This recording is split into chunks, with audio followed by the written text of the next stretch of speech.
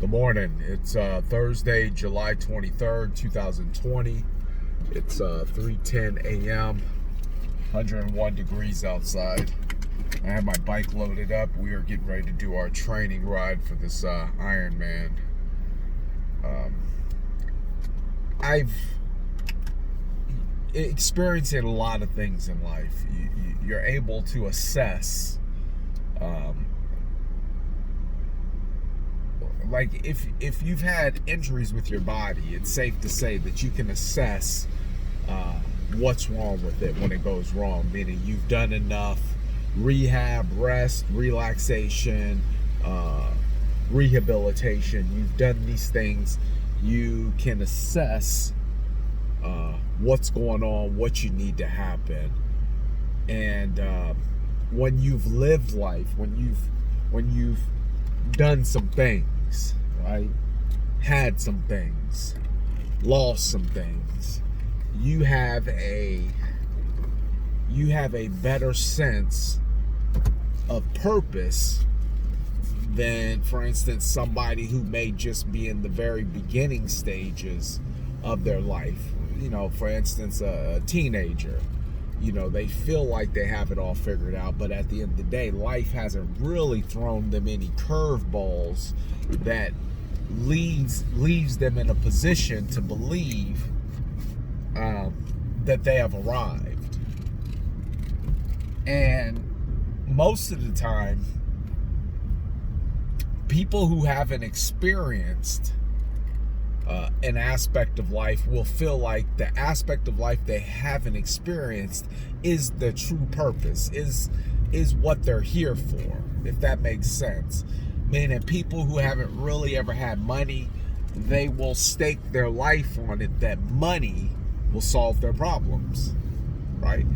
How many people say, if I just had some more money, I wouldn't be going through this?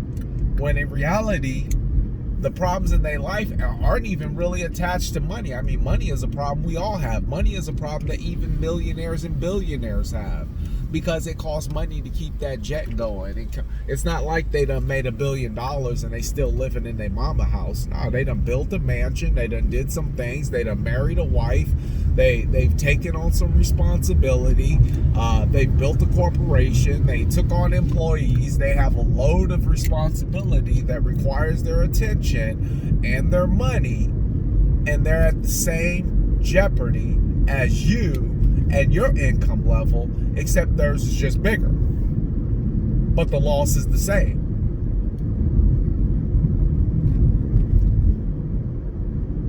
So most of the time when we say this, right, hypothetically, this represents the thing we don't have, the thing we've never had. If we had this, right, the thing we don't have, the thing we've never had, our life would be good. Our life would be great. And I say money because, well, money is probably the single solitary thing that most people don't have enough of and feel like if they did, that would solve 9/10 of the problem.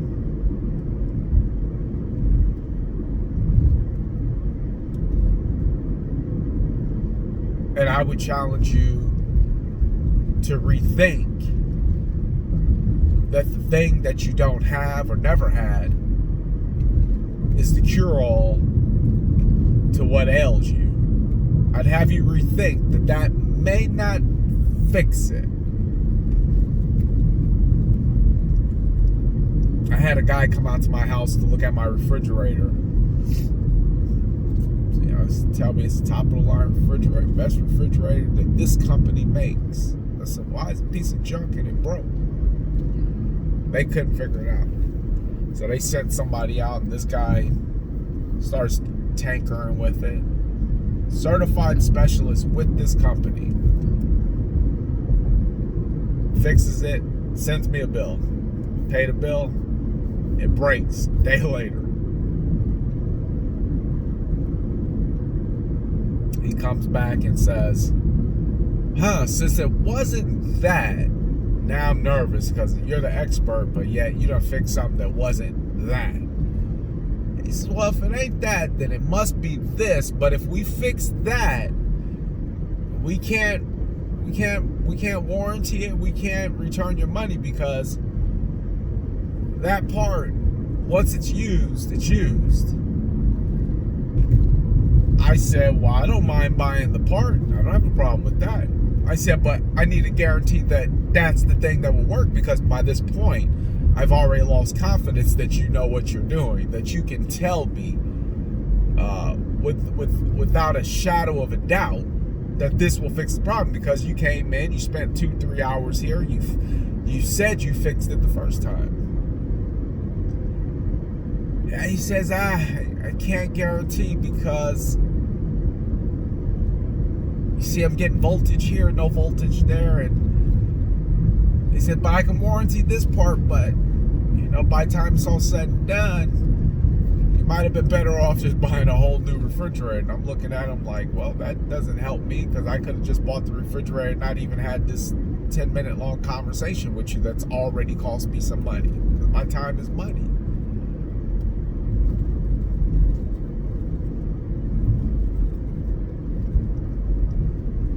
But you see what I'm saying?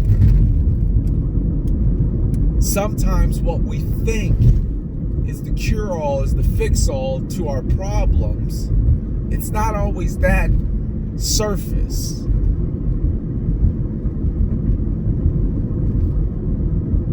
It's not, oh, all right, you got the car. You ever see somebody get a really nice car, and then like 2 weeks later, it looks like it just done been through hell? It ain't been washed.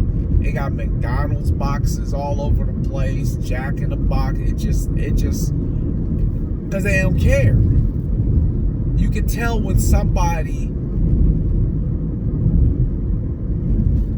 when something is bringing true joy to them, they take care of it. They honor it.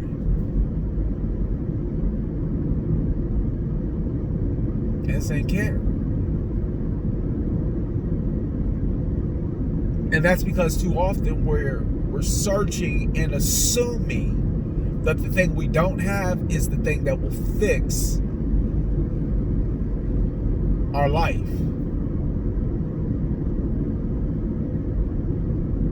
You get the money, find out, money didn't fix it. You're still screwed up. Got the house, it didn't fix it. Now you're getting a divorce. Got in a relationship, bought a puppy. Now you're trying to figure out who's going to keep the puppy because it's time to break up. I don't know why people always buy a damn dog when they get into a relationship. Let's get a dog. Every time. Let's get a dog.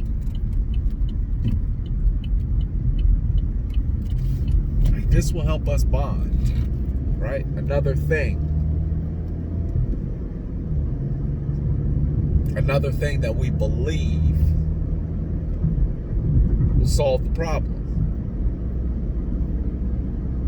So now that I've went through this big long spew about looking in the wrong area for things that will solve the problem of your life, consider, why haven't you just identified your purpose?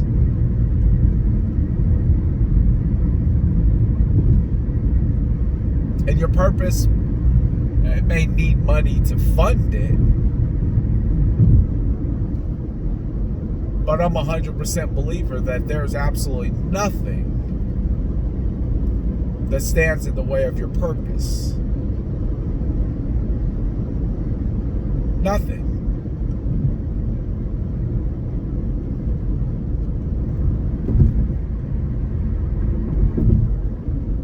Nothing. I once challenged somebody, they said, I don't have enough money to save. I said, well, listen, I guarantee that I can find some money that you can save, and if I can't find you some money that you can save, I'll give you some. I'll give you some money. So if I can't find you money inside the money that you make, inside your income, after you done paid all your necessary expenses, if I can't find no money inside of your income after you've paid all your necessary expenses to save, I'll give you some money. I found all kinds of money that could be saved.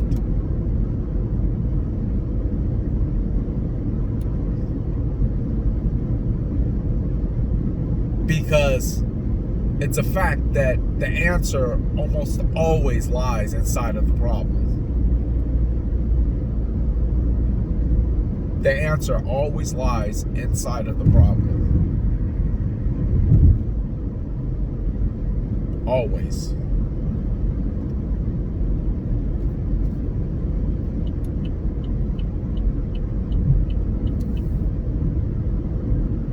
So how do you find your purpose?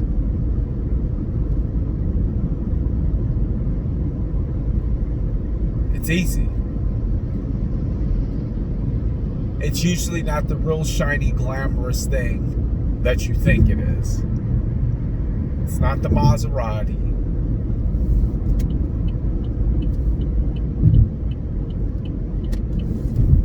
It's not the big house. Not always. I mean, for some people it is. For some people, they get that house or they get that car and they're just life is good. That's fine. But your purpose is typically attached to something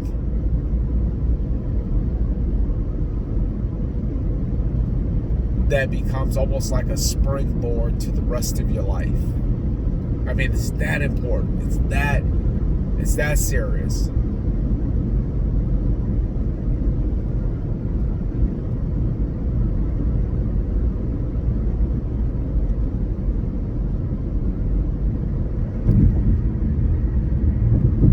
For me, when I start thinking about,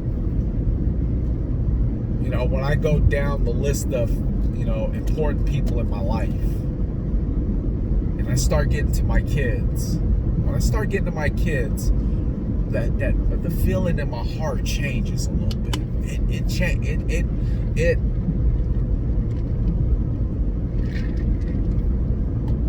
It does something different. It does something different. It does something different that nothing or nobody else can do to me. And all it says is, I want to provide the best for them. And I've never heard my kids say, I need a better car. I want to drive in a better car. I want a bigger house. I never hear them saying that. So if they move me, then my purpose is to find out what moves them. Right? Everybody's method of defining their purpose is different. But I think that if we all give things enough time and consideration, and we have enough life, if we've lived enough life and we've experienced enough experiences and we've had enough things come through our hands and we've touched it and said, nah, that's not it, and nah, that's not it, and nah, that could be it, and now you got married, you got the dog, you've been in the relationship, you bought the house, you did the car, you seen the money stacked up in the bank account, you was making it quick, you was top of your business, you was ba, and you were like, God, that's not it.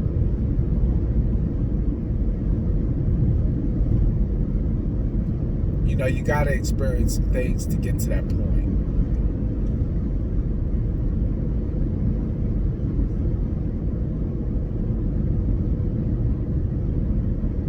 But when I think about them, I was telling somebody, it's like, I'd really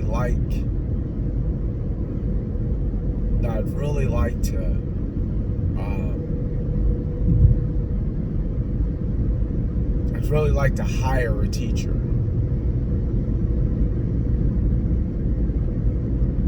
to teach my kids. But not just teach them anything. I'd like them to develop and design a curriculum that they can learn from. I'd like them to learn about finances. I'd like them to learn about agriculture. I'd like them to learn about culture.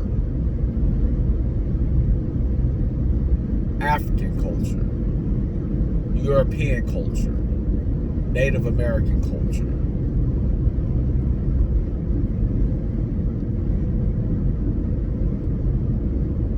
So I already know how to get the money. But just chasing after money doesn't, man, it's not sexy. It's no appeal to it. You know how I know?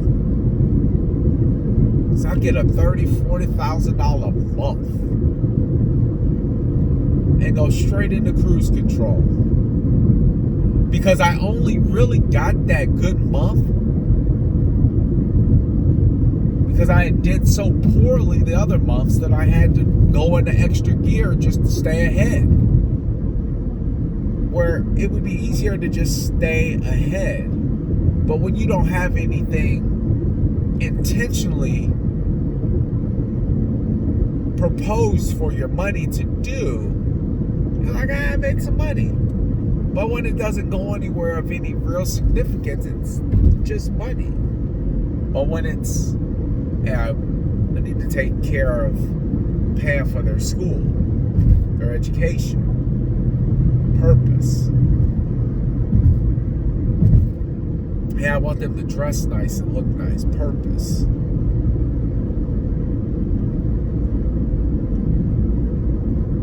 I want to make sure that we can experience the world, purpose.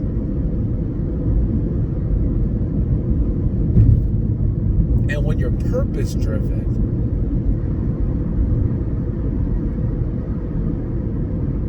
then you're happy.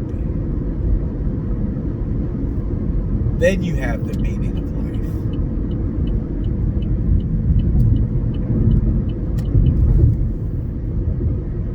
But I'll leave it at this. Chances are, the thing that you've never had, never seen, never touched, and swear that it's the thing that will give you the purpose that you desire, the purpose, the thing that you feel like will give you the end all be all to life, it's probably not that. I hate to be the bearer of bad news, but I've seen it too often where somebody said, if I get this, my life will change. And almost always they get that because it's easy to blame. It's easy to blame the failure of your life or the lack of purpose of your life on the thing that you've never had. It's easy.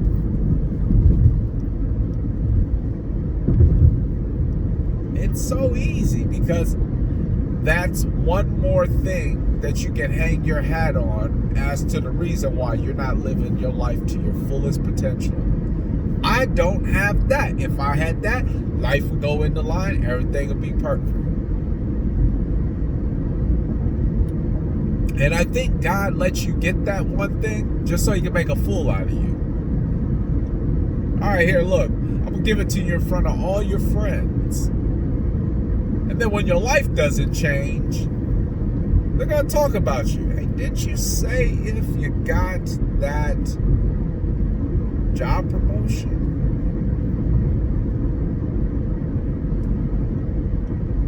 life would be perfect?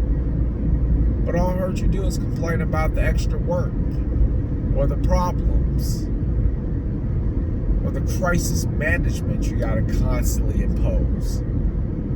Which, by the way, you get promoted in corporations because of your ability to handle problems. That's it. You don't get promoted for any other reasons. That's why people who don't know how to handle problems, they don't get promoted. Why am I going to promote you? Why am I going to pay you more money? You can't even figure out a problem when it comes your way. But God says, I'll give it to you in front of your friends because I need you to be ostracized so bad that you never, ever say that the thing that you don't have or never had is the reason why you have no purpose or the reason why you can't make it. Because I guarantee you this.